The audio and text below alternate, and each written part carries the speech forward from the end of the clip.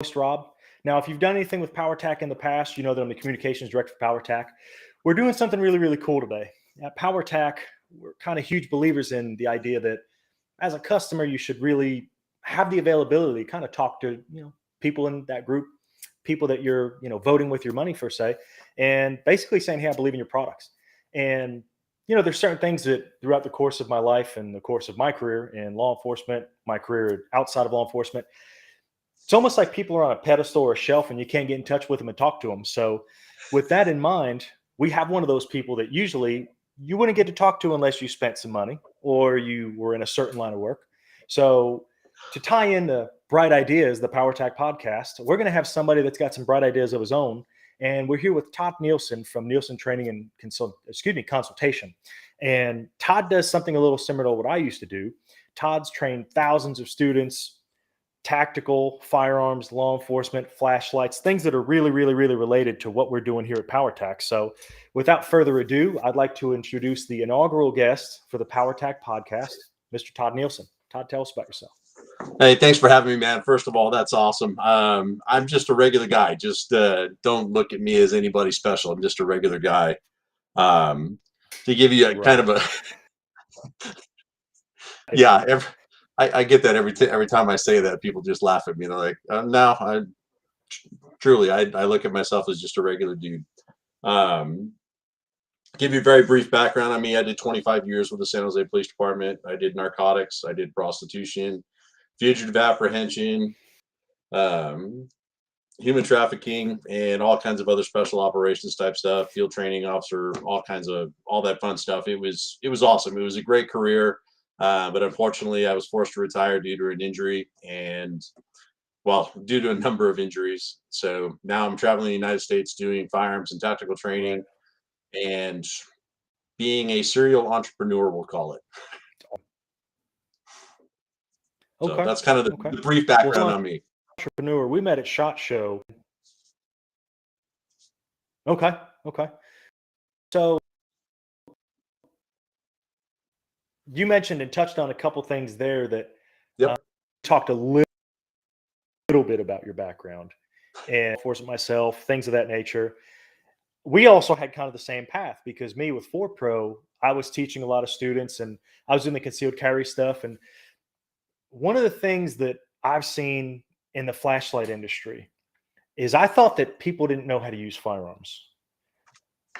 But actually fielding questions and going down that road, a lot of people just think that you get something like this and it's bright or it's not bright. They don't realize that there's, a lot of different types of batteries in it, rechargeable batteries, non-rechargeable batteries, different companies that make better batteries than others. They just think I'm going to go get the cheapest light or the cheapest batteries, or they're going to get an awesome light and put cheap batteries in. It's really random.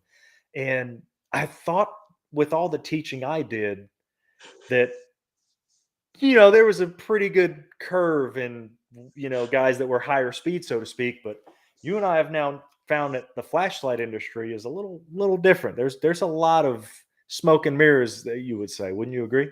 Oh,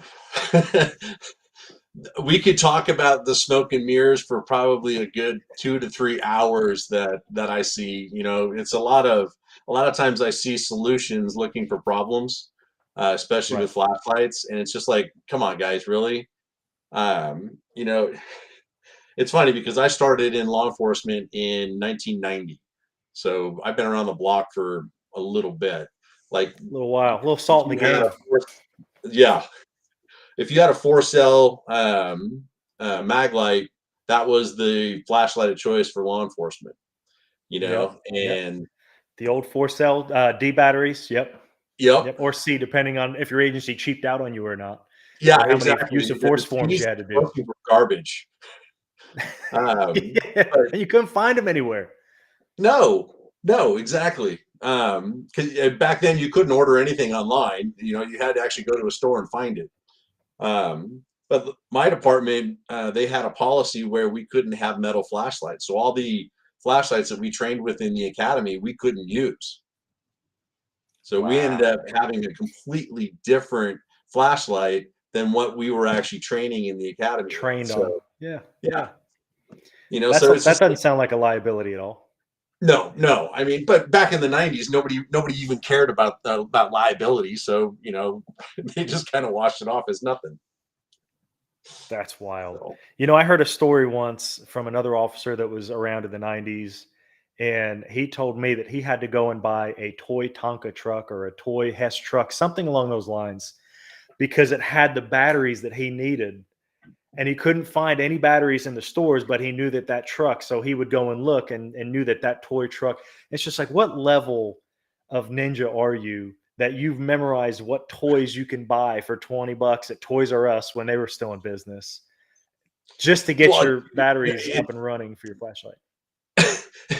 I mean, we were doing stuff like that in the '90s just because the stuff that's available now, you didn't have that unless you were a fabricator and you made it Right. yourself. You know, the stories of guys that were duct taping flashlights to guns, to long guns, totally true. Absolutely, totally true. Have you ever duct tape a flashlight to a gun, sir? No, it was electrical tape because it was cool guy black. What was it? What gun? It was an AR. And we had what kind of gun was it? What was that stupid little light? Oh, it was a stream light that we had. It was just a bezel switch, and literally it was just tape it to the hand guard, right behind the front sight post. Just taped it there. So then when you grabbed a hold of it, all you do is just squeeze your thumb like this to activate the light. That's actually really funny. You know, they say necessity is the mother of all invention. Oh yeah, And we've seen that a lot. And you know, that's part of why we're doing this is we want to grow this YouTube live stream package here so that we can answer customers, answer questions, and give them an opportunity. Hey, I know at this day, this time, they're going to be doing their Powertac podcast, and I could speak to one of their guys right and straight away, which that's never been something that, you know, social media has been a really, really great tool. It's also been really bad because, you know, in our line of work, bad guys can get really good training like that now. Bad guys can get access to really, really good training. And, you know, when I came into LEO, our chief of police at the time, I took a camera out to shoot a quick little shot of my buddy while we were in qualifications, and man, he come unglued. I was looking at the business end of a hissy fit because he's like, we don't do any filming. You know, the bad guys can get this. And I just wanted to kind of whisper and go, have you been on YouTube in the last 10 years? Because it was, you know, this is like 2015, 2016. And it's like, even then, you can get on there and top tier guys were just giving away information. But speaking of training, I know you're mentioning that you're doing the training thing now. Tell us a little more about the facility that you're opening, and are you going to be offering flashlight and low light classes? Oh yeah, that's going to be kind of one of our bread and butter things. But we're opening up a training facility here in Utah, and we're gonna have a 650 square foot classroom so that we can do classroom demonstrations and classroom type courses. But then we're also going to have right on premises, right in the same building, we're going to have about a 2,500 square foot gym, so guys can get their physical training in. Then we'll have about a 600 square foot space that we're going to be using for hand-to-hand ground fighting and knife fighting and all that kind of stuff. And then just a small retail space kind of attached to that also. But also on the property, we have a building that's about 1,800 square feet that we're going to be using for room clearing exercises. And we specifically told the landlord we don't want any power to it at all. That's cool. Hey, I've got a good flashlight company to recommend for you to make sure that you guys have any illumination you need in those low light classes. Yeah, I think we know a guy. I think you know a guy. You know, it sounds to me, Todd, like that's more of a destination than it is just something that you would train for. Is there lodgings and things nearby, or is that something you guys are working on as well? Yeah, we actually have 14 hotels within a 3-mile radius. Okay. So this isn't something off in the middle of nowhere. This is something that you guys, you know, people are going to easily be able to access it. Yeah, we're actually right on the main street in a little town called Springville. So it's right on Main Street. If you as you're driving past it, you would just see the gym. You wouldn't even realize that it's a tactical training facility right now because we're still trying to figure out signage and everything else. And literally, we're not even open until next month. They're finishing up the construction right now. That's cool. Yeah, I saw some of the footage on, I think it was your Instagram or it might have been Instagram of you guys doing some training stuff, or the classrooms. What's going to be the training room? What's going to be the classroom? Yeah. And I think the coolest thing I saw was that it's, you go to some of these facilities and you and I both can agree it's about the instructor. It's not about where you're getting trained. It's not about what it looks like, but there's obviously advantages to both. Yes. And one of the things that always confused me is, I know you went through driver's training, having a bunch of random cones set up on a flat track versus having an actual racetrack. Well, that's kind of, I would compare with your facility. You're talking about having the retail store, but you're putting up sheetrock, you're putting up walls.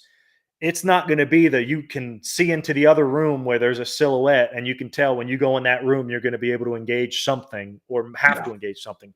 It's a legitimate facility, and not to kind of be braggadocio for you, but when you have a good instructor and you have good facilities and you have good gear, all that stuff kind of gets there to where it's easier to raise the bar. But you can have the best instructor in the world and be on a flat surface with one paper silhouette, and the training is not going to be as good as it can be. So investing the time and the money into that, we at Powertac, we do that all the time. You can kind of mail it in and you can kind of come out with different products, and coming from the instruction side and coming from the LEO side, it's easy to lose sight of that and just go after this or go after that. But to have kind of the total package, that's really, really cool. That's cool. And you said you're opening that in about a month with a retail store. Yeah, we'll have that open in about a month, probably the end of April, early May. And literally we'll have instructional classes that are like, I have never touched a gun, all the way to yoga classes. We'll have yoga classes right there in the gym. And then our guy that's running the gym, he is a mobility expert, and literally you take the time to look into my career and see the number of injuries and everything that I've had. He's been able in the last year take and basically eliminate 10 years worth of injuries, and just make me that much stronger and that much more mobile. It's amazing the work that he's been able to do just on me alone. So and he's going to be on staff at the facility. Yep, he's the one that's going to be running the gym.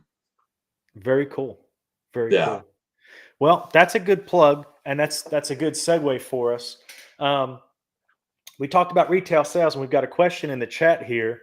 It says, "Hey Todd, which flashlight would you prefer to carry?" Is what it looks like. What Powertac light would you prefer to carry? So, Todd, do you have a favorite Powertac?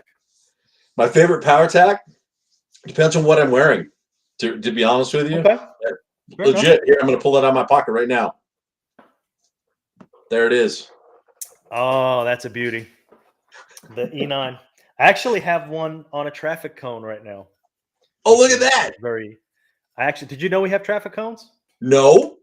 So we're actually doing a special on them. That's actually a funny segue that you pulled out an E9. The traffic cones, I can't remember. I'm a terrible, terrible YouTuber and terrible guy. They're $14 or $10 or $20. But if you buy any Warrior or E9, and I believe my assistant here, Mr. Steve, might be able to elaborate further in the chat. But if you buy any Warrior or any E9, these traffic cones are going to come free for a little while. And I don't know if that's till the end of the month or if that's coming up. But if you go to our website, powertac.com, you'll see that you can go ahead and enter in that. But yeah, it's kind of like a mini lightsaber. And you know what it's like to be working traffic at 3 a.m. We actually just had to medevac somebody out. And I had this, not with the traffic cone, but I had this, our holsters aren't blind at the bottom. So I had it set up so that as I'm walking, it was constant strobe, and the helicopter asked for us to turn the light off, which was pretty funny. Oh, that's awesome. Because they don't want, I don't know if anybody watching the stream in law enforcement, you've got dispatch, and you got communicators, and you've got several different tiers. So we really don't usually talk to fire. Fire doesn't really talk to us. There's one hub here of communications, and they talk to everybody. So it had to relay through 2 or 3 people while they're trying to land a helicopter because that was distracting to them. So at least I'm not getting hit by a car is my mentality. But so the traffic cone probably would have been a little bit better, but my priority was to, I don't look well after I've been run over by a 4,000-pound vehicle. So, but that's something we're doing. But haven't been hit by cars. Nope. Don't ever want to do that again. That's not fun. That is absolutely no fun at all. Bad day at the office, right? Bad Yeah. day at the office. Yeah, so the E9, you got that in your pocket. Yep, every day. That's your it's everyday either carry. that or I have the Valor when I'm wearing a suit because the slimmer profile of the Valor seems to work real well in a suit, so that it's just easier to conceal in a suit. See, I've always worn the Warrior in a back pocket, and I like it because it's proud out of my pocket with the clip design. Yeah. But lately, I find myself, depending on the day, putting an E9 in there. Yeah. The Valor stays in my plate carrier, as does the Lance, which unfortunately, I believe the Lance has been discontinued. I've always thought that was a cool light, but for some reason, it's kind of in that middle ground. So the Saber's taking up where the Lance used to, but I've always been a fan of the Warrior just because I've worn it for so many years on my belt. Yeah. But the E9 is quickly coming into my pocket. But I think the Cadet, when the Cadet hits, that's going to be the single CR123. Yeah. And I think when the Cadet hits, I think that's going to be something that we have a lot of contention between, or competition, I should say, friendly competition between the E9R being the favorite and the Valor being the favorite, because now you're going to have around 1,300 lumens rechargeable sitting in your pocket.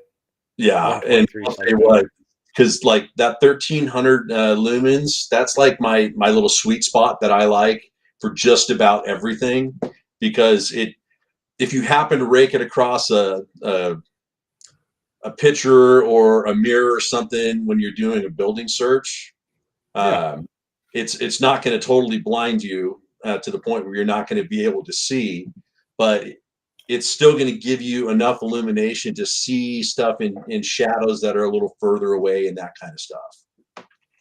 So I'm kind of anxious for that one to come out. I think getting into tactics, like you're just mentioning. How old were you when you heard the phrase canopy lighting? Canopy lighting? Oh, let's see. Oh, canopy lighting. That was probably just before I went into special ops, like 99-ish. Do you know that I used that phrase the other day, and every single officer in the room had that look of, yeah. The same look where you're going, yeah, canopy lighting, when you put it on in your pocket and turn the button on and make sure that nobody sees it. They're like, yeah, I've been doing it for years. And you're just like, come on, man. Canopy lighting, for anybody that doesn't know, as I drop my Warrior, canopy lighting is, if I'm walking in a room, Todd's walking in a room, I mean, you're the instructor, I'll let you teach that one. But if you're coming in the room and you've got a situation where you want to have canopy lighting going on, I always keep my Powertac low, so we're going to do this. I don't want to blind myself. I don't want to blind my guys. I don't want to blind anybody in that same room. So if I'm looking up or looking down, it's one thing to do this or do this. But on this plane, the easiest way, if I'm in a smaller room, is actually to hit the ceiling, because usually the ceilings aren't black. They're not a material that absorbs light. It kind of radiates light. So if I turn around and I hit that ceiling, now I can do this. But you're also not giving yourself away nearly as badly. Yeah. So I go in a room and you see this, hey, that light's coming from here. If I go in a room and I hit it with the canopy and I'm searching, I'm assessing, I'm doing whatever I have to do, that's a great tactic. And stuff like that is like the tip of the iceberg, but there's a lot of guys that are holding a flashlight every day, 2 or 3 or 5 or 20 times. Yep. I'd argue to say there's guys that you work with that probably have had training that don't even know what that is. Or any flashlight techniques, really. It's sad because, like, us old timers, I'll admit I'm a dinosaur, but we only had the bezel switch. We didn't have the cool tail cap switches or anything like that. So, we hit that bezel light and then just illuminate everything up, or you turn it so that you could get the biggest spectrum of light that you could possibly get, and just hit that bezel. Oh yeah, and then the battery dies. Yep. Oh, it's so true. Funny. But then you go in your room, just holding it off to the side, and just about every single house has got a white ceiling. Right. It's so rare not to have one. And then you get that immediate light reflecting back. It's awesome, because then it just illuminates the entire room for you. And if you've got 2 or 3 guys that are coming into a room to clear it and everything, it just makes it so much easier. And then all they got to do is just kind of brush it up to clean up some dark spots, and that's it. It's an awesome technique. It's it's probably the most overlooked aspect, I think, of the preppers. All of what we do, what guys like you and I do. Not trying to blow smoke or anything like that, but usually you can recognize somebody that's full of crap. In this kind of dynamic, whether it's the way they go for their firearm and they bring a flashlight up when they're going into a room to search it, whether it's the way they get on a traffic stop. How many times have you and your wife driven by somebody and you go, that guy's going to get shot because he's in front of the VIN on the car, leaned over like this, talking to somebody on a traffic stop, and you're just going, I don't care. I would never do that. I would never do that.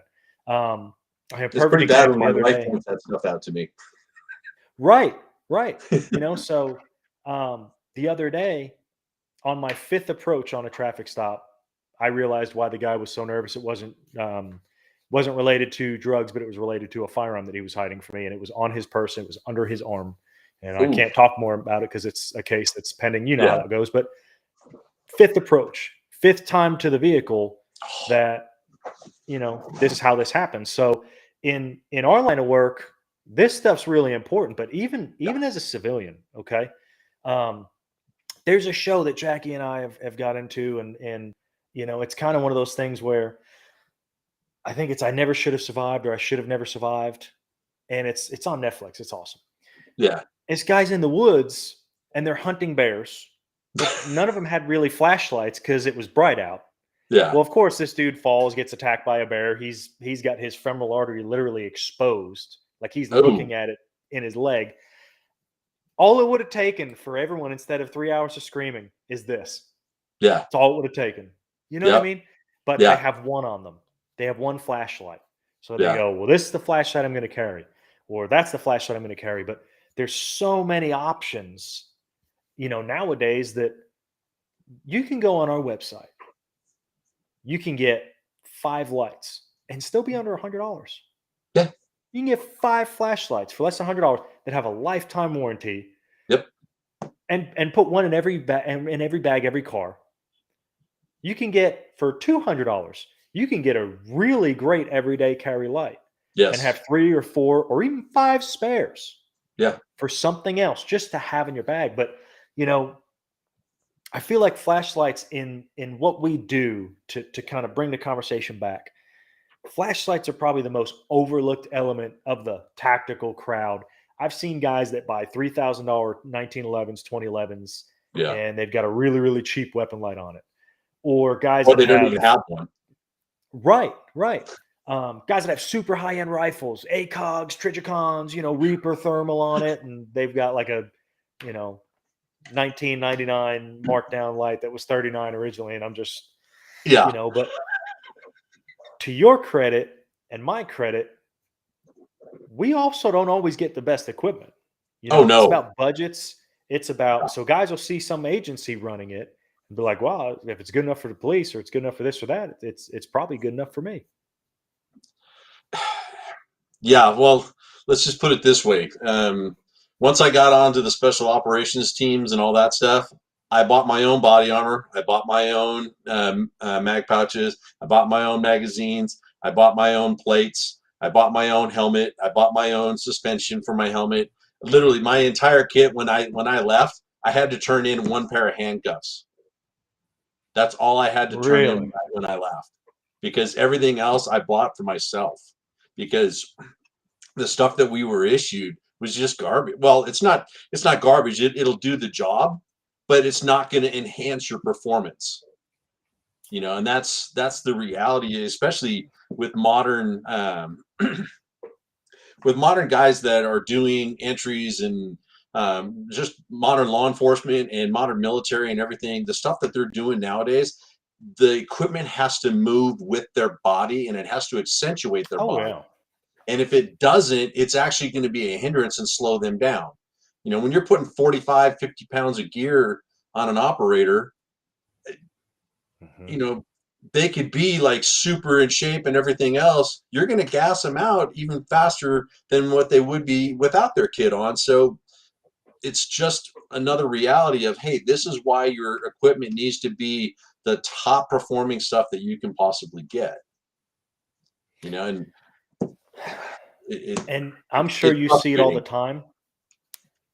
How many times the guys have really cool high-speed setups, never train with them, and then realize that their sling sucks, or realize that where they have their rifle stock that they paid X amount of dollars for, and then they got a helmet, and they do this the first time, and their ear pro gets in the way where they have their stocks, and now they lower their stock, but the thick padding here, or the way they got their placard. So yeah, it's again, it's training, it's everything, but agency-wise, military-wise, you kind of get what you're given, you get what somebody decided. This is what you get. And it's not always, hey, does this gun fit your hand? Do you like the way this vest feels? Is this, hurting your shoulders? So that's the one thing I really do like about, or love about, the position we're at Powertac is most guys can afford to buy a good flashlight.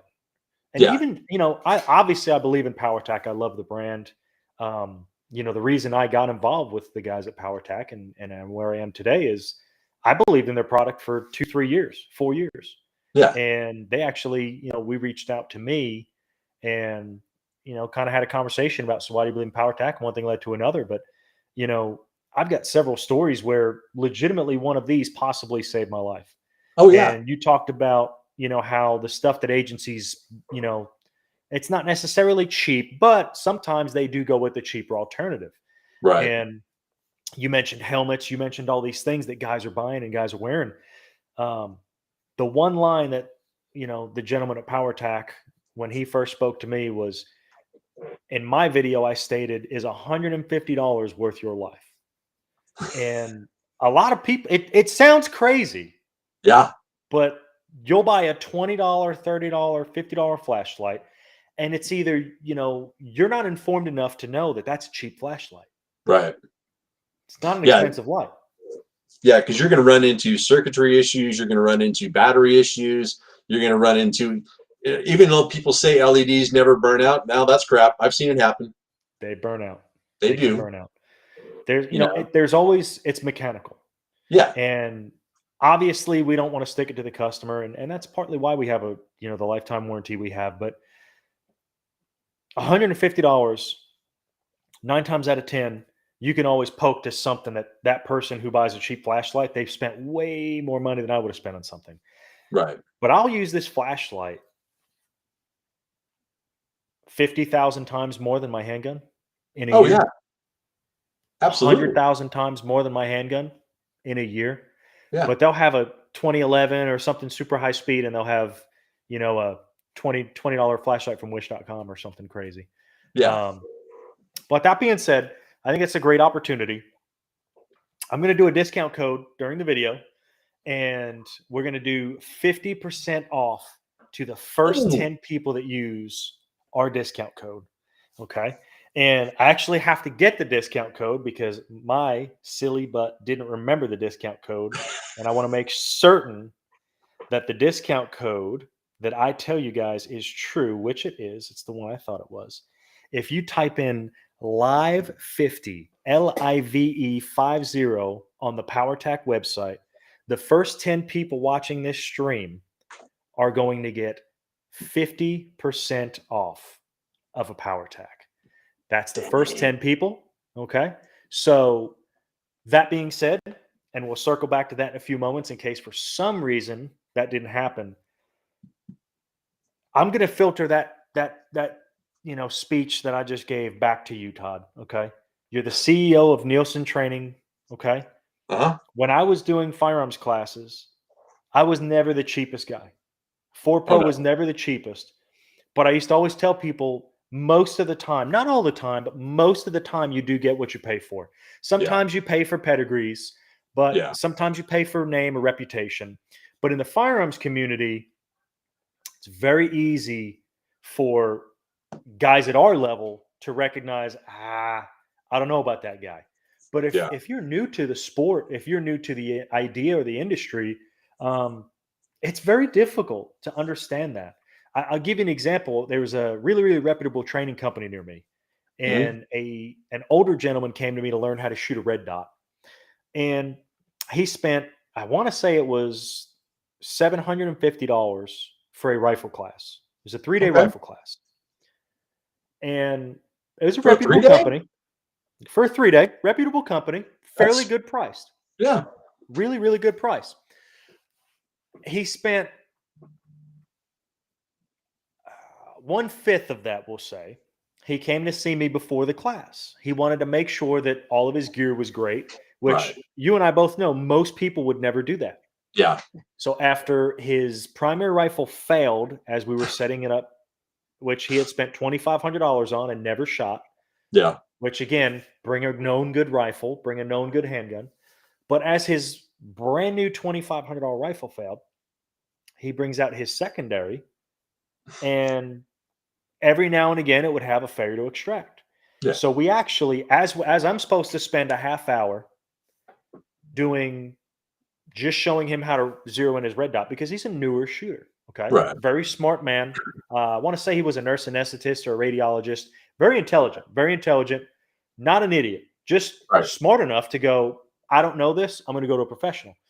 So we end up working failure to a feed drills. We're showing him how to Oh, just awesome. mortar stuff out. We're doing all kinds of stuff, slamming the rifle on the ground, and he's watching me slam his rifle on the ground. And we're showing him how fast. And I might as well have been dunking him in water and waterboarding him because he's looking at me slamming his rifle on the ground. And I'm like, hey, I promise you, it's not going to hurt it, but you're not going to fix this any other way. Yeah.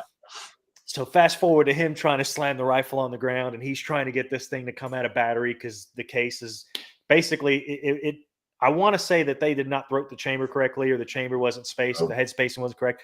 But the case would mushroom just enough to where you could not get it out of the chamber. Yeah. Long story short, he comes back, or I call him about 2 months after that. I'm like, hey man, how'd you do? Because I'm gonna be honest with you. I learned about as much as I did in that class as I did the days before, because in the class, all we did was we shot, we cleared malfunctions, we did a couple of different positions. He's like, but I really appreciate what you showed me. Yeah. So most people would not have spent the time to do what he did and go to a class. But here's somebody that understands, I'm going to have to go ahead and, I'm going to have to figure this out. I don't know this. I'm smart enough, and I'm not too proud to admit that I don't know this. Let me go to a professional. Yeah, huge kudos on him. Oh, yeah. What I'm curious of, and I think anybody watching the video might be curious of, what's the biggest advice you could give to anybody interested in firearms or firearms training, anything that you teach? I know that's kind of a loaded question because I could talk for hours about what things people need to do. But if somebody's a novice with flashlights, with firearms, what class from Nielsen Training are they going to take? Oh man, in all honesty, our defensive handgun and defensive rifle, we weed out so much of that stuff. Like literally, in those two classes, it's more dealing with equipment and setting up your equipment for your success. Mm-hmm. Because you can sit there and look at a textbook and military manuals and everything else and say your magazine pouches should be in this position here.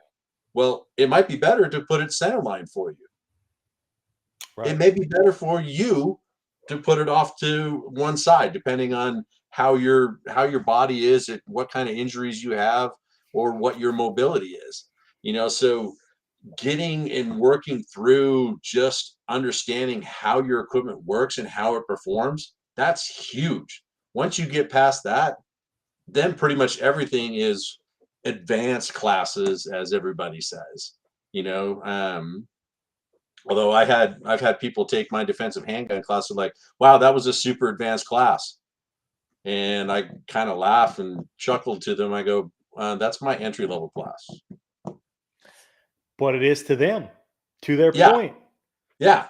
And that's the other part of this. There's so many different avenues of firearms training that if you just go down the pistol route, just working pistols, you could literally spend an entire lifetime only doing pistol training and never take a rifle class and never truly understand the full dynamics of how a pistol can work. Literally, I've been doing firearm stuff, since 1990. Well, actually 89 is when I was in the academy. So, and when you look at it from that perspective, that, I'm still learning new stuff, even as an instructor. I'm still learning stuff today. I'm still trying to learn more different techniques and learn different ways of teaching and learn different ways of shooting that make it better for everybody out there. So it's kind of one of those things where you need to look at where and what it is that you want to do. Like if you want to be just a concealed carry holder, cool, I'm good with that. Then let's focus on getting you concealed carry tactics and knowing, understanding how to read people, being situationally aware, knowing and understanding your environment and what your avenues of escape are, what your what's cover, what's concealment. How are you going to move when you've got a family? How are you going to move if you've got little kids? How are you going to move if you've got infants? So that's just on the CCW side of stuff. Then we get into law dog stuff. How do you move when you're by yourself? How do you move when you're with a team? How do you move when you have a rifle? How are you moving if you have a canine? There's so many different little aspects of that, and it changes so much. When we first started using the canines on our searches and stuff and our entries, dude, it changed the whole dynamic of the team. Because now you've got to be super careful where that bang's going. Distance. Yep.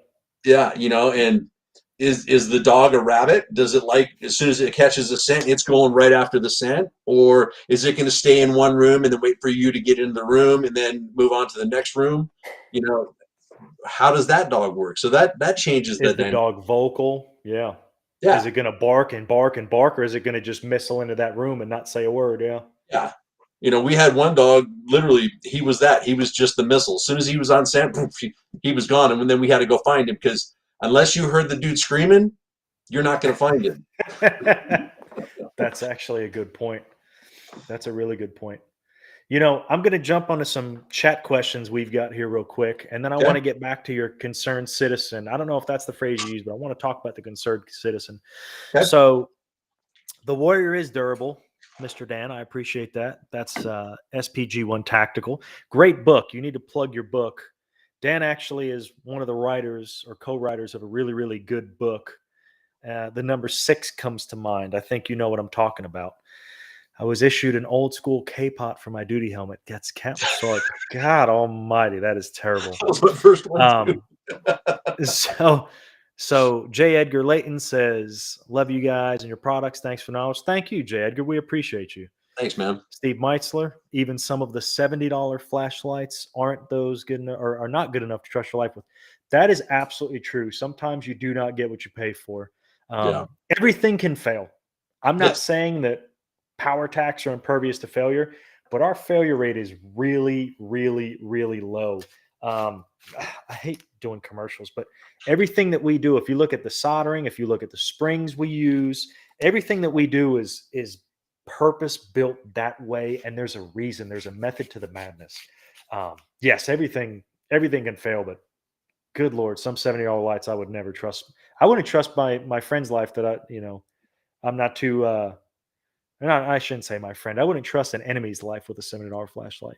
We haven't even broken that warrior yet. So no. And you watch me at SHOT Show, man. I'm a clown. I'm rough on gear. That 50% go for the destroyer. If you make it in time, I didn't put any limits. If you buy a destroyer 50% and they yell at me, they got to fire me. Buy the destroyer. Buy it. Mortar Technique. Okay, Mortar Technique. Are you familiar with Mortar Technique? Am I using the right term? Is that mortaring? Yeah. So go ahead, Mr. Nielsen. Tell me what the Mortar Technique is. Well, here, first of all, got my rifle here. There it is. I like your style. I'm in my office. So I've always got guns laying around in my office. So in case somebody comes into my live stream, right here, mortaring technique. When it comes into live stream, it's game one. So you take the charging handle. You're holding the charging handle. Make sure you collapse your buttstock. You take your charging handle and you slam it on the ground and pull down at the same time. That's your mortaring technique. And you will never generate enough force to pull back, because here's the other thing you got to think of. Dan asked that question. The inertia of the rifle smacking the ground, an object in motion wants to stay in motion, so that you're actually aiding it and hopefully wanting to come out of that chamber. And as you're coming down and you have your finger, like Mr. Nielsen so eloquently showed, and it comes down this way, it's naturally going to pull on the charging handle because your hand's going to want to stay in motion.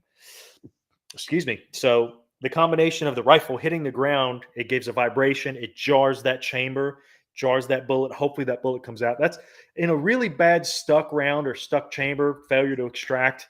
That's kind of your only bet. And I've seen rifles where that doesn't work. And I mean, you're just basically churning butter at that point, trying to get it out. It's not going to happen for you. I had what does lifetime warranty mean? 5 times to 1 before it finally broke loose. Really? I think the most I've ever done in one was probably in that ballpark. After about 4 or 5, hey man, you got a bigger problem. Yeah. Those classes are awesome. They are awesome. Thank you, Sarge. J. Edgar, what does lifetime mean? Lifetime means that if you have this E9 and it says Powertac on it, if you have a Powertac light and it says Powertac on it, it is a lifetime warranty. Okay, we back all of our products. We stand behind all of our products. Listen, this is what we do. Okay, we don't make T-shirts and hats and cars. We don't make Teslas. We don't make anything crazy. This is what we do. We make premium tactical flashlights. We may not be making Porsches. We may not be making Ferraris and other things do. We do one thing really, really, really, really well. Okay, so when you do that and your quality is really high, it's really easy to offer a lifetime warranty because things don't fail a lot. But if they do, we know we're asking a premium for them. We know that it's not a $10 flashlight. So we stand by our customers. We stand by our products. So that's what lifetime warranty means. I hope that answers your question. Can I expand on that a little bit? Absolutely. Absolutely. I'd love to. Like literally, I have the choice. I can run any light I want. Okay. And I just showed you my rifle. It's got a Huntsman on it. Okay. I can run any light I want. I can call up anybody and go, hey, can I run your light? It's going to be on my gun every single class I teach. Oh, yeah. So, done. And here's the other thing. When you pick up a Powertac light, just by when you pick it up, you can feel the difference in it. Go pick up some cheap, $29 light, and you're going to go, yeah, okay, that feels okay. But then pick up a Powertac light and just turn the threads. Oh, You're going to feel the difference. You're going to feel the difference. And then pull it apart. Look at the bezel. Look to see how the LEDs set in. Look to see how the circuitry is done on the back. That soldering that Rob was talking about, that's no joke. That's legit. And that's how you're going to be able to tell that there's a good light out there.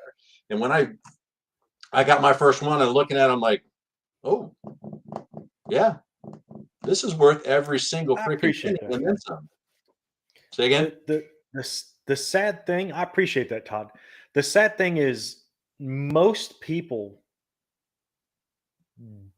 it's either you get a referral or you had that horrible situation where you really could have used that and you didn't have it, whether it's a flashlight, whether it's, a sweatshirt. The guy that's got a sweatshirt in the back of his car, it's because he's been really, really cold and he didn't have a sweatshirt. Yeah. The guy who's got a spare tire in the back of his car that he mounted back there. Yep. That dude's had to walk home at least once or twice. Yep. I give you a perfect story. I was an absolute pain in the butt to one of my former chiefs, chief of police. Hey, we need weapon lights. We need weapon lights. We need weapon lights. We need weapon lights. Yep. And he thought it was kind of stupid. It was old school. We didn't have weapon lights. That's stupid. I'm a day shift guy at this point. And why are you asking for, why do you want a weapon light? Like, shift change, staying over. I come in early, daylight savings time. I'm still coming in when it's dark, and I'm leaving when it's dark. It's weird. Power goes out. Power goes out. Dark building. Yeah. Fast forward, like for months, I'm hounding them. And in broad daylight, jump and run, guy runs into a barn or something like that. And perfect. I'm probably telling a story I shouldn't tell, but it was really funny. My current chief of police, and who wasn't at the time, but was pretty high up the totem pole, and the chief of police are actually on this call and responding, which is really cool because it was a pretty high speed call.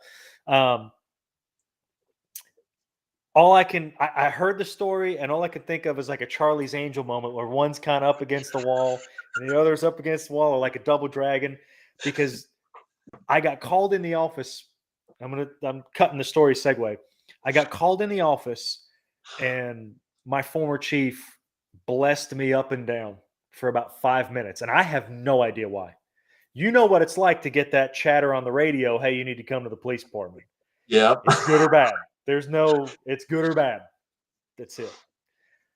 And he slams the door, and he's just blessing me up and down for 5 minutes. Then he goes, we're going to get your stupid weapon lights. So we're going to get your stupid weapon lights. And it's like 3:00 in the afternoon right now. You know what I mean? I'm kind of, what do we, well, my current chief now tells me the story, sometime later. He says, we jumped out and we did this and we chased this guy into a barn and it was pitch black. And the guy, chief of police, usually doesn't use flashlights and stuff a lot. I guess his flashlight, the battery died. Go figure. 2 is 1 and 1 is none, right? Yeah. So here they are in this pitch black building. And as this is happening, and I mean, you don't know, the guy could be around a corner. Yeah. The one goes, you got a flashlight? And he goes, no. The other one goes, my flashlight's dead. He goes, well, those lights Rob was talking about would probably be pretty great right now, wouldn't they? And they're sitting there laughing, deadly armed subject, but they're sitting there laughing, but it upset him. And then he gave me the business for about a good 5 minutes before I even knew in his office why he's yelling at me and coming unglued.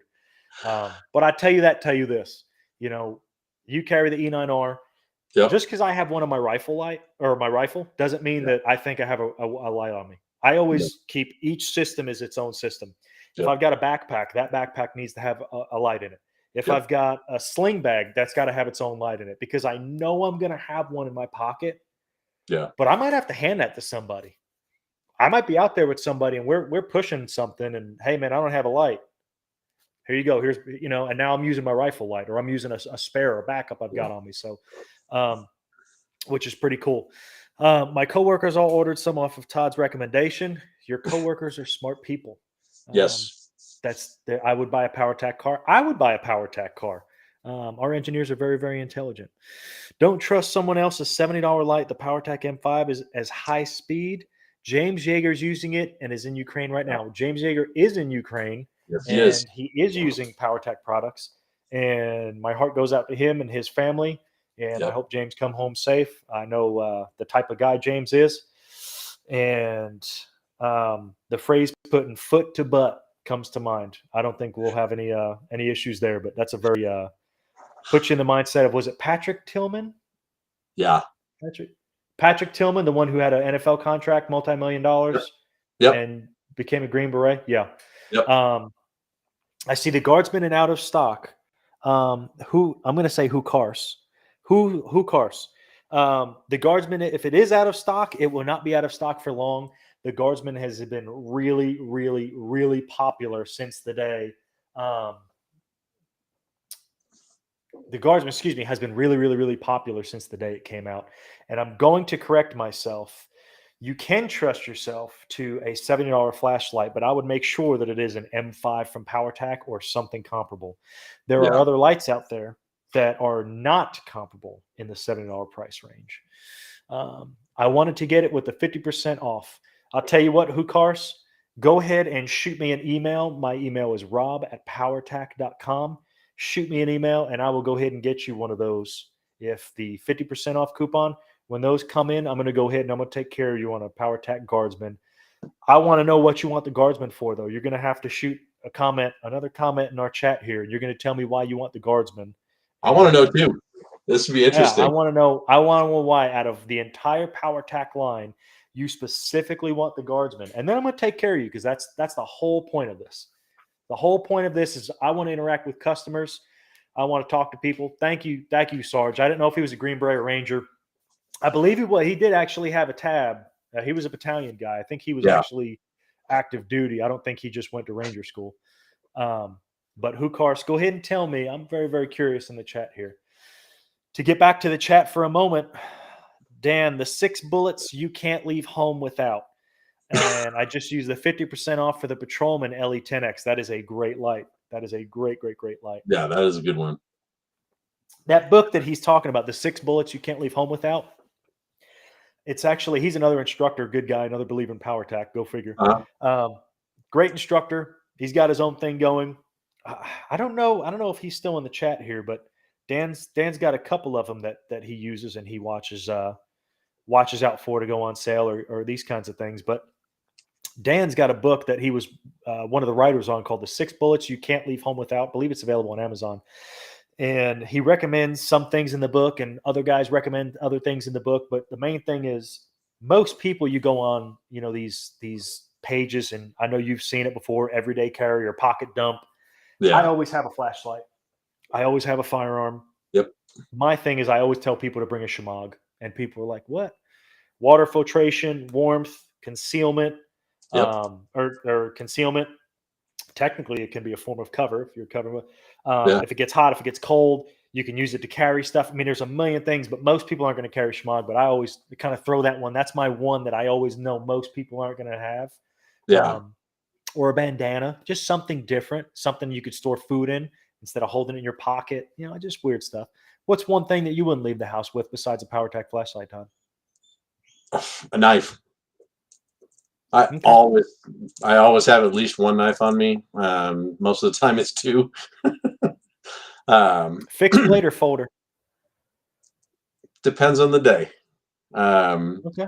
What ultimately retired me is my left hand. I lost the use of 3 fingers. I had surgery and they were able to fix it. But if it's something where I know I'm going into an environment that could be less than desirable, we'll call it, then I'll run a fixed blade. Just because if I have to do it with my left hand, I want to be able to make sure that I can actually grab a hold of it. Just because the injury, sometimes my left hand just doesn't work. Was it your medial tendon killed these 3 or strength in these 3? Or? Oh no, I almost tore in my forearm here. I almost tore it completely back in this area here. It almost tore completely. There was literally just threads. The worst it got is I had 5 pounds of grip strength with this hand. See, I had severed this tendon and I looked like Spider-Man because this finger was like this. Yeah. Which is, I don't have to tell you, when you have an injury like that that's debilitating and you don't know why. And then you look and you just see, wow, that's not connected anymore. There's bone and stuff. Yeah. But that's a weird thing. I actually share a common injury with you. As a guitar player, that's what retired me from being a guitar player, was that tendon had popped and ran up my arm. It felt like a snake running up my arm. It was really weird. Oh, yeah. But, when you have an injury like that, people don't think about it. There's a video that I'll share with you. I believe it was in Texas where there was a gunfight recently. A couple cops got in a gunfight. And the very first body camera video you see is a guy comes onto scene. He's checking 23. And you just hear that horrible sound that's very familiar if you've watched any of these videos of dum, dum, dum, dum, dum, dum. And it's just rounds hitting that car. Yeah. But they're far enough away that you're not hearing the rounds go off, which means this guy's either got a rifle or hopefully they're blind shots. Yeah. Well, the next thing you see is him sprinting the opposite way out of his car. And he's yelling, I'm hit, to the guys that are on scene with him. Yeah. and he's putting a tourniquet on. You see, I know what the strap looks like, and you can't really see it. But as he slings his tourniquet and his arm moves, it just throws droplets all in front Yeah. of him. And he's putting a tourniquet on his right arm.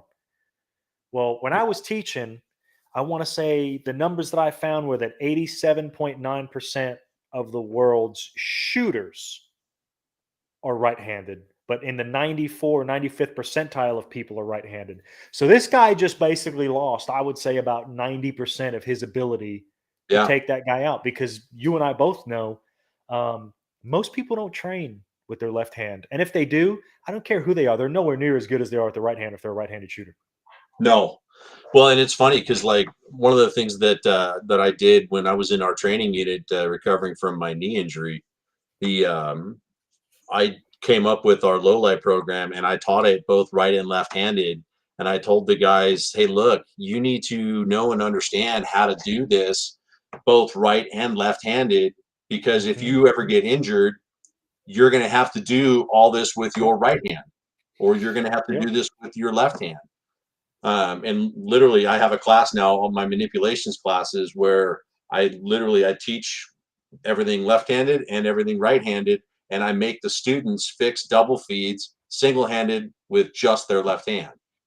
Dude, Using it's your amazing. holster. Yeah. You know, and the aha moments that occur in those two classes are just huge, just absolutely huge. That's But cool. you know, and it's specifically because of that. I've seen our guys get injured and then they're not able to manipulate their firearm. So now basically I'm down 2 operators trying to still finish up our fight because I've got to get them medical attention. And now I've got somebody that's got to cover them and not cover an actual sector of fire. So now I'm down 2 operators. I was teaching somebody rifle the other day, and one of my favorite things is when somebody's ego is in check enough that they'll come and they'll be like, hey, can you show me this or that? Yeah. And one, it's a huge compliment because I still take it as humbly as I can. But I take it very personally if they don't learn what I'm teaching, Yeah. because I'm really passionate about it. And I know you know what that's like, but Yeah. Chris Costa, great instructor. Some Yep. people love him, some people hate him. Great instructor. I stole one of his phrases and I have completely adapted that. There's a Powertac outside your window, apparently. Yeah, it's like I've super bright. adapted. There we go. I've adapted one of his phrases, and he had said that you have to have enough discipline, or you have to understand that in that moment you may have to step over your friend's dead something body. And when I said that to him, you could tell that aha moment happened of, I never thought of that if we get in a gunfight, you may go down or you might not be there. Because I've been the guy that, and it's not an ego thing. I feel great, but I feel more pressure. I've been the guy that a lot of times, and even when I wasn't technically ready to have something handed to me, because I wasn't, you know what that is. I'm not going to spell that one out, but I technically can't use that yet. Been on calls where guys are like, "Hey, man, if that thing falls on the ground, I know what your skill set is, Yeah. That's a frightening thing. It works on both levels. A lot of people don't realize that guy you depend on may be out of the fight like that. Yeah. He may be out of the fight right then and there. Yeah. So his ability to help you is gone, and you've got to be the guy. Yeah. Or you may be super motivated, high speed, charging, ready to go, and you take one in your shoulder, and this thing's done. This thing is a bag of pudding with a stick in it, and this is the only run you've got now. Yeah. And now you've got to unsling this rifle and figure out how to work it left-handed. And if you've never worked it left-handed, that's a nightmare. While you're in pain, good luck. Yeah. So that was a terrifying incident. Sarge, that was actually in Houston, I think. That was in Houston. It was a pretty bad deal. I didn't even know how it ended up. Hukars, I'm going to go ahead and say that I appreciate your response. The long throw in the lumens and the 2022 Cadillac, I saw it lights up the wide. Yes, it does. Make sure you email me. You ordered an E10, waiting for it. Already have a Huntsman XLT, I don't have any Powertac weapon lights, just Powertac flashlights. We're going to have to work on that. Yeah. Don't forget, rob@powertac.com. I want you to email me. I said I'm going to take care of you, and I will. People often forget the fighting continues after they get injured. 200%. One of my favorite classes I ever taught, Sarge. Everybody was bragging about who's faster, who's this, who's that, and I figured I was going to glaze everybody. So I said, all right, who's the best shooter here? Raised his hand. I said, all right, you come with me. He goes, yeah. I said, all right, you're shooting left-handed from now on. He goes, huh? I said, you're shooting left-handed from now on. Yeah. I'm right-handed. You're shooting left-handed. We're not going to work on your right hand. Your right hand's good enough. We're not worried about that. And then everyone else, who else is a good shooter? And I watched hands just plummet. You know what I mean? It's no, I'm not a good shooter anymore. Yeah, I thought so. All right, you can shoot right-handed. Get back in line.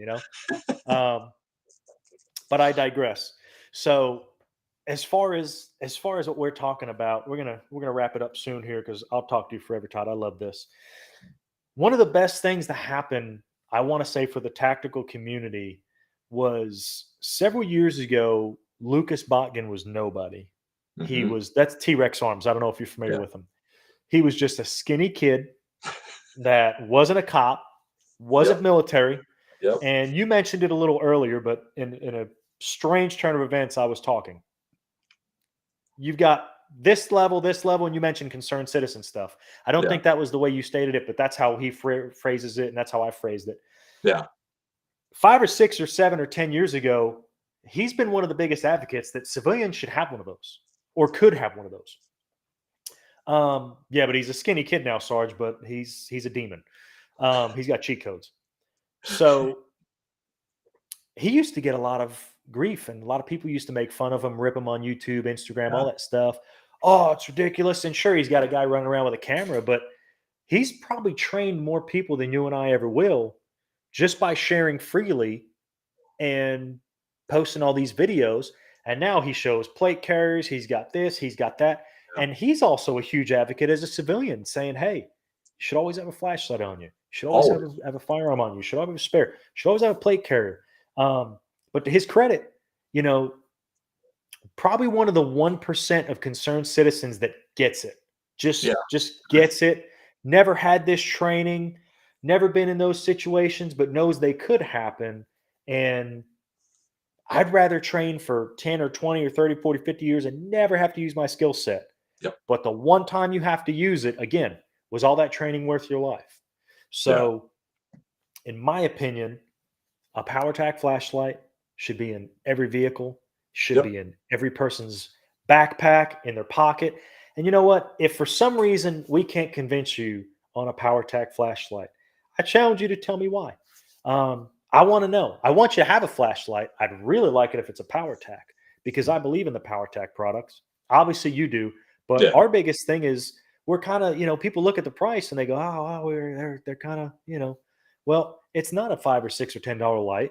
It's not a cheap product. It's not a cheap flashlight. And, attention to detail, quality, we have to do what we have to do to try our best to keep these things reasonably priced. But in this day and age, everything's expensive. I mean, look at fuel, look at food right now. Everything's going up 10, 12, 14, 15%. We are not raising our prices right now on flashlights. I'm not trying to tell you need to buy them now, but as of right now, nothing from Powertac has been up in price. Nothing has gone up in price. And according to the article I last read, the actual inflation right now is somewhere around 15%. Yeah. I looked at a Dodge Charger Hellcat the other day, and people in the secondary market are paying over $100,000 for them. Yep. Dealership costs on them was $74,000. Yep. So stuff's going up in price. I can't explain it, but you do get what you pay for. And if you get a Powertac, we're going to make sure you get what you pay for, and you get the lifetime warranty. So, at ATHA, check out Viper holsters. They make great holsters for a Mark Mini. Yes, they do. I didn't see a comment from ATHA. I'm not sure. ATHA, I'm sorry if I'm mispronouncing your name. I don't have any weapons other than Powertac flashlights. You know what? That's a roll of quarters right there. And if Todd's as old school as I think he is, that's the best thing you could have in a bar fight is a Bic lighter or a roll of quarters. Yep. Because it makes that thing. First of all, these bones don't break nearly as badly unless been there, done that. Got the T-shirt. There are definitely more expensive lights out there. Yes, there are. Yes, there are. Very true. Oh yeah, Miss Danielle, you get what you pay for. Absolutely. Absolutely. So, Todd, we've discussed why you've got a Powertac rifle in your light. We've discussed your training center. We've discussed a bunch of things. I could go on for hours and have this conversation with you, but I'm going to save enough for another conversation with you. Okay. I'm going to leave you for your closing thoughts, and I would like to hear where people can get in touch with you, what you're up to for the next couple weeks, couple months. Go ahead and give me your best. What you All got? right. Let's see what I got coming up. Obviously, I got my training center that I'm opening up next month. But I do have a bunch of firearms classes coming up. I've got defensive handgun or defensive rifle coming up in 2 weeks on Thursday. Thursday this week, I've got a new class, home defense preparations. It's an all classroom class that I just put together. Nice. And then I've got rifle manipulations coming up in May. That's one where I legit had a Navy SEAL Team 3 guy come up to me after the class, and he goes, "Hey, I'm not going to blow sunshine up your wazoo, but just heads up, that was probably one of the most mentally hard classes I've ever taken in my entire life." And which class is this? My rifle manipulations class. All right, I'm in. And I'm like, "Wow, tell me why." And he goes, "Because I had to think about everything that was going on, and fixing a malfunction with one hand was not that big a deal until you made me do it with just my support hand. And then all of a sudden the realities of I may be incapacitated with my right hand or my dominant hand, and then I'm stuck. What do I do?" He goes, "Now that I've got this information, I'm going to take it back to the operational team guys and give it to them." I'm like, "Cool. Give it to them. Steal my stuff. I don't care. Give it to them. Just my name's get Todd. Let me training know. with the right guys." Yeah. You know, let's see. And let's see. To get a hold of me, real simple, nielsentraining.com. It's NIELSEN training.com. The new training center is going to have its own website called BPMF Inc. Be Prepared, Mindful, and Fit Incorporated. So BPMF cool. Inc. .com. You can find me there. I'm on Instagram. I'm on YouTube. On my YouTube, I'm not real big on. Mostly because I'm so freaking busy lately that I just haven't had time to get it updated. But my Instagram and my Facebook pages, I'm pretty active on. So if you send me a DM there, I'll usually get back to everybody, usually within 48 hours. Or if I don't, ping me again and say, "Hey, just bringing this back to your attention to kind of heads up." You know, super easy to get a hold of me. Now, what I want you to do, get some form of training. Okay. You don't have to go to the, 18 Delta or, whatever, or you don't even have to come to me. Just get some training so that you know and understand the equipment that you're using. Get out there and then get out there and train on a regular basis. Like literally, I'm out training at least once a week on top of my teaching schedule. So if it's just putting 10 rounds down range, if it's just doing dry fire, or if it's just practicing your pistol techniques of manipulating your flashlight and everything, dude, just do that. Get into at least doing something every single week so that you do nothing but succeed when you get involved in an armed encounter. And when I say armed encounter, it can be as simple as pointing a gun at somebody or actually putting rounds onto them. It really comes down to that. Because, I mean, in all honesty, if you looked at what I was doing for a living, I pointed a gun at somebody every single day, just because of the nature of the things that I was doing. So I had an armed encounter every single day. Did I get injured shooting every single time? No, but it's a reality of what can happen. So just get out and get some training, guys. I'd love for it if you come and train with me or train with somebody from my team. Come out to Utah. Or if you want, host a class. I'm happy to come out and teach classes in your area. All I need is a minimum of 8 students, and we can make it happen. So it's super easy. We're going to have to get together on that. There's a couple guys that I've talked about doing that with. I think we're going to have to get together with that. I know a few Kawa from 2 Alpha. Oh, awesome. 1. I think we've talked about him in the past. I'm going to try and get him out this way. I think we're going to have to do something like that. Yeah. To your credit, I'm going to speak to something real quick, and then we're going to start wrapping up here. Okay. I had just gotten our outer vests, and I have had my Warrior on my belt for 4 years. This is no joke. This is as serious as I can get. Twice now, in a really bad, possibly bad situation, my brain could not understand why my light was not here when I reached for it. Yeah. It's here. Every single day, I'm in and out of my holster, playing with the light, in and out of my holster, in and out of my holster, in and out of my holster. Because for 4 years, 50,000 times, I've reached right here for my light. And I didn't like it here, but magazines, cuffs, I want the cuffs close enough that I can use bigger muscles. There was a lot of reasoning behind it. I didn't like it here, but this is where it was. And if I had to turn, whatever. I've probably bobbled looking for it 10, 12 times, but 2 or 3 times when it really mattered. So the manipulations he's talking about, the drills he's talking about, training he's talking about, you'd be amazed if I would have just maybe 5 or 10 or 100 times more taken that in and out of that holster on my outer carrier. I might not have had those issues. So get some training is 100% right. I used to tell people the same thing. You can always tell a passionate instructor because they almost don't even say, hey, listen, come train with me. It's get training. We all say the same things. To Todd's credit, I think he's being humble. Train with Todd, go online. I don't know if you do any kind of podcasts or anything, but you mentioned the YouTube stuff slow. I definitely want to have you back, Todd. With the new training center. So awesome. Yeah. Well, I definitely want to have you back. I definitely want to come out there and tour the facility. Definitely want to see some low light stuff from you. And we appreciate you coming on today, Todd. I really, really appreciate your time. Absolutely. Thanks for having me, man. Awesome, brother. Thank you so much. All right. See y'all. Take care, Todd. All right, guys. So this was the very first Powertac podcast. I hope you learned something. I hope that you guys got something out of this. And obviously, you can always go to our website, powertac.com. We're very active on our social media. But if there's anything that you need in the future, please don't hesitate. Get in contact with us, okay? Powertac.com, Facebook, Instagram. Check us out. And I can't stress enough, if you're going to trust your life to something that emits a light, Powertac's a great choice, okay? Good luck. God bless. Take care, guys.